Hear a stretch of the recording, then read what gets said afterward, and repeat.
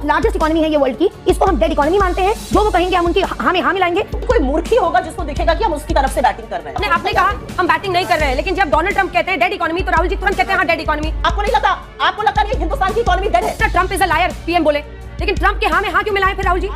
अभी तो नेता विपक्ष है। आप पहले मन में धारणा बना लीजिए कि आपको डेटा को मानना है कि डेटा को रिफ्यूट करना है। प्रश्न पूछा जा रहा है कि मोदी और ट्रंप के बीच में क्या हुआ? ये बिल्कुल वैसे ही है जब हिंदी चीनी भाई भाई के नारे लगाए जाते थे, जब हमने प्लेट में सिखाकर यूएनएससी की परमानेंट सीट चीन को दी थी और इसके बाद चीन ने भारत पर हमला किया था। बात कीजिए डेड इकोनॉमी है, ये है वो है, आप किस तरफ है मैं ये नहीं समझ पा रही। किसी की हिम्मत नहीं होनी चाहिए मुझसे पूछने की कि मैं किसकी तरफ से हूँ। अपनी हैसियत में रहकर सब लोग बात करें तो अच्छा। मैडम मैं आपके बीच में नहीं बोली थी। मैडम आपने ऑब्जेक्ट किया, आप ये कहना चाह रही हैं कि हम रशिया से तेल ना लें जिसके कारण यहाँ पे और बेरोजगारी बढ़े। चीन के साथ रिश्ते रखने का हक सिर्फ राहुल गांधी और उनके परिवार को है।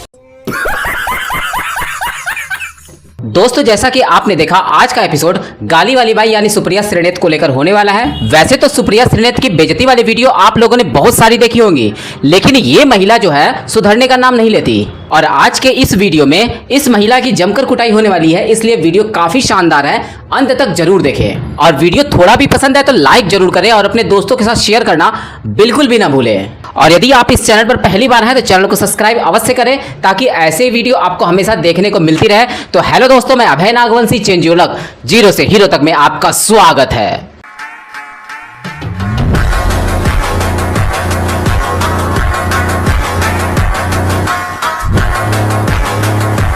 अगर ट्रंप ने 34 बार बोला कि मैंने सीज फायर कराया है और हमारा स्टेटमेंट उनका नाम ही नहीं लेता है, मैं आपसे पूछती हूँ, राहुल गांधी जी ने 5 मिनट पहले बोला था मोदी जी के, और उन्होंने कहा था हिम्मत है यहाँ पर आकर ट्रंप का नाम ले, सारा देश आपके साथ खड़ा है।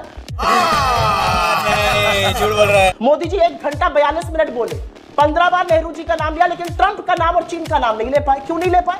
मुझे ऐसा लगता है कि ये जो नाराजगी हुई, जो रिश्तों में कड़वाहट आई, इस सब की वजह क्या थी? आज देश ये जानना चाहता है। अरे यज्ञ हो रहे थे, हवन हो रहे थे, पूजा पाठ हो रही थी, मंत्र पढ़े जा रहे थे, ट्रंप बन जाए। ट्रंप ना सिर्फ 34 बार ये कहते हैं मैंने सीज फायर कराया, हमारा प्रधानमंत्री उनका नाम नहीं ले पाते। अच्छा। आज तो हर हिंदुस्तानी के मन में एक सवाल है, इतना सस्ता तेल हमने रशिया से खरीदा, उसका फायदा किसको मिला? किस हिंदुस्तानी के लिए पेट्रोल और डीजल कम हुआ क्योंकि 28 बिलियन डॉलर की हमने बचत कर ली? ये सारे सवालों का जवाब कौन देगा? क्या हम अभी यही कहेंगे कि हमें अपनी इकोनॉमी को dead economy, fourth largest economy है ये वर्ल्ड की, इसको हम डेड इकोनॉमी मानते हैं? जो वो कहेंगे हम उनकी हाँ में हाँ मिलाएंगे। आप कह रहे हैं मोदी जी ने जवाब नहीं दिया। क्या आपको एमईए की स्टेटमेंट नहीं दिखती है? क्या एमईए मोदी जी से अलग है? हर बात पे क्या प्रधानमंत्री उतर के खुद जवाब देंगे? ये बड़ी अच्छी बात कही आप।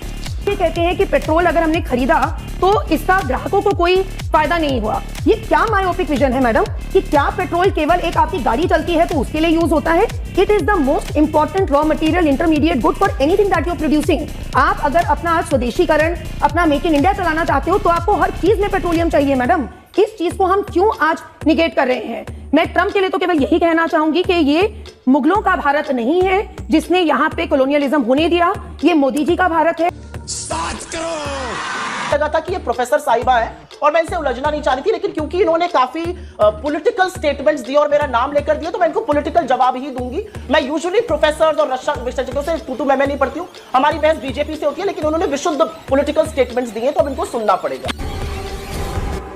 निकल यहाँ से, निकल। इस देश में इस समय 100 करोड़ लोग ऐसे हैं जो रोज की जरूरत की चीजें नहीं खरीद पा रहे हैं। और आपको पता है कि पेट्रोल और डीजल का महंगा होना, क्योंकि वो सबसे बड़ा ट्रांसपोर्टेशन फ्यूल है डीजल, उसका सीधा प्रभाव चीजों के दाम पर पड़ता है। 100 करोड़ लोग जरूरत की चीजें नहीं खरीद पा रहे। ये मेरी रिपोर्ट नहीं है, ये एसबीआई की इकोनॉमिक रिपोर्ट है। उसका क्या जवाब दीजिएगा? एमईए की स्टेटमेंट की बड़ी चर्चा हो रही है, मैंने भी एमईए का स्टेटमेंट पढ़ा और मुझे ऐसा लगता है कि इस देश को बहुत पहले बोल देनी चाहिए थी बहुत सारी बातें।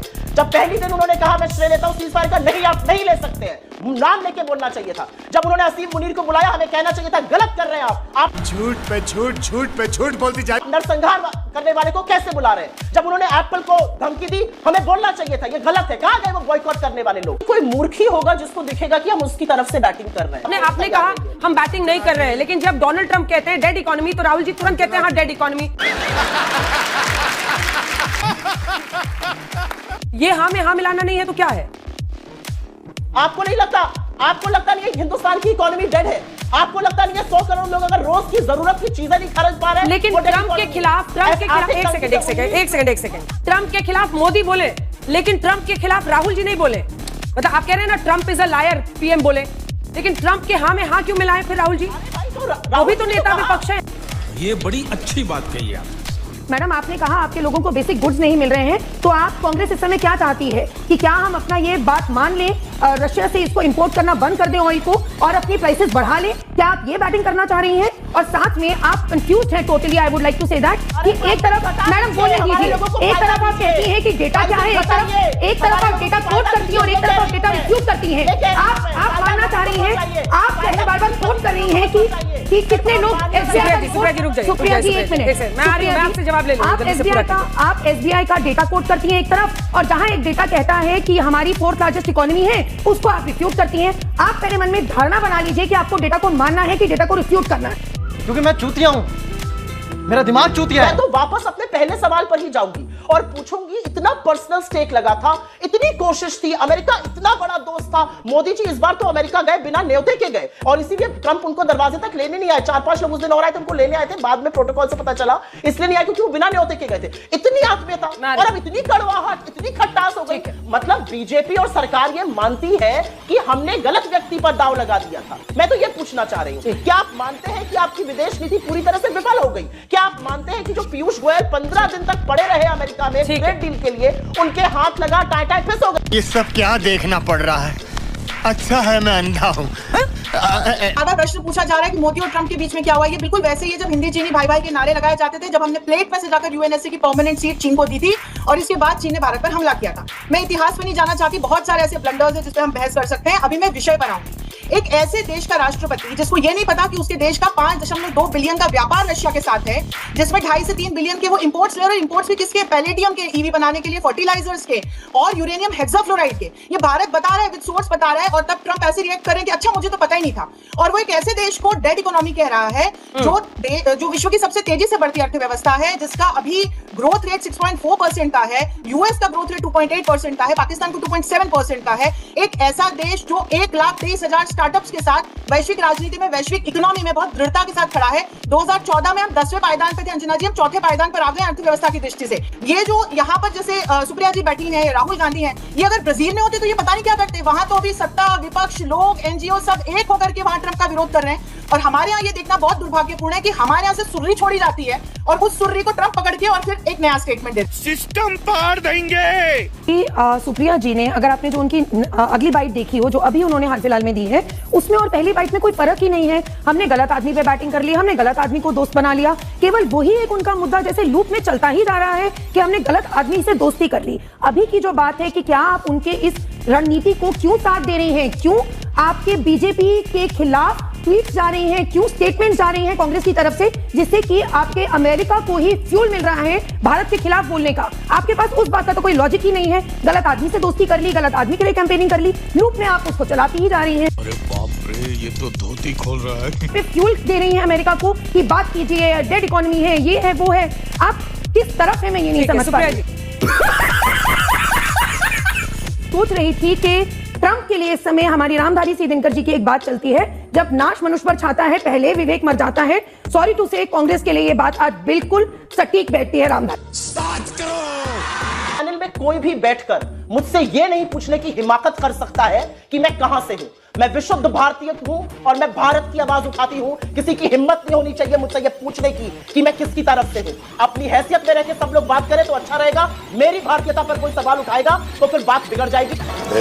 कुछ ना कुछ तो गड़बड़ जरूर है। आपकी हिम्मत कैसे हुई कहने की मैं कहां से बैटिंग कर रही हूं? मेरा खून अगर निकलेगा ना, इस देश के लिए निकलेगा। यहां पर बैठकर आइंदा से और अब कभी और किसी की भारतीयता का सर्टिफिकेट देने की यहां पर कोई कोशिश ना करे। और इसलिए ना करे क्योंकि हमारे पुरखों का खून इस देश की मिट्टी में शामिल है, इस देश के तिरंगे में शामिल है। हमारे पुरखों ने इस देश की आजादी के लिए लड़ाई लड़ी है, हमारे पुरखे इस देश के लिए शहीद हुए, बलिदान दिया। हिम्मत कैसे होती है किसी की पूछने की?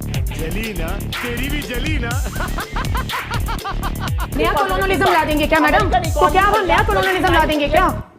बीच में मत बोलिए, आपसे मैं बात नहीं कर रही। मैं वो पूरा कर ले, बीच में मत बोलिए, मैं आपके बीच में नहीं बोली थी। Wait for your turn, wait for your turn. I don't you dare question my nationalism और माय चलिए ठीक है, वापस टॉपिक पे आइए। अबे शक्ल तेरी बवासीर जैसी बातें तो अच्छी किया कर।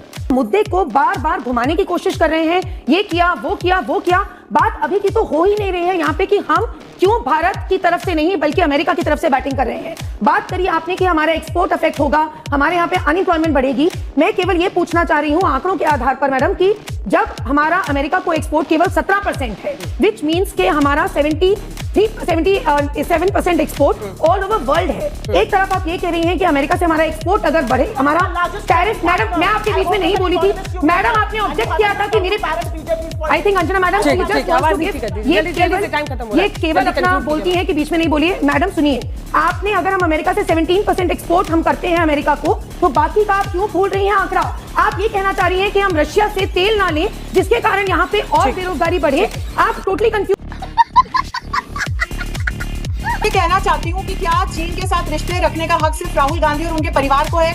SCO के समिट में हिस्सा लेने के लिए भारतीय प्रधानमंत्री चीन जा रहे हैं और एक तरफ सुप्रिया जी कह रही है कि सॉल्यूशन ढूंढो। मजा आया और मैं ये जो मजा है हिंदुस्तान के हर व्यक्ति को देना चाहता हूं।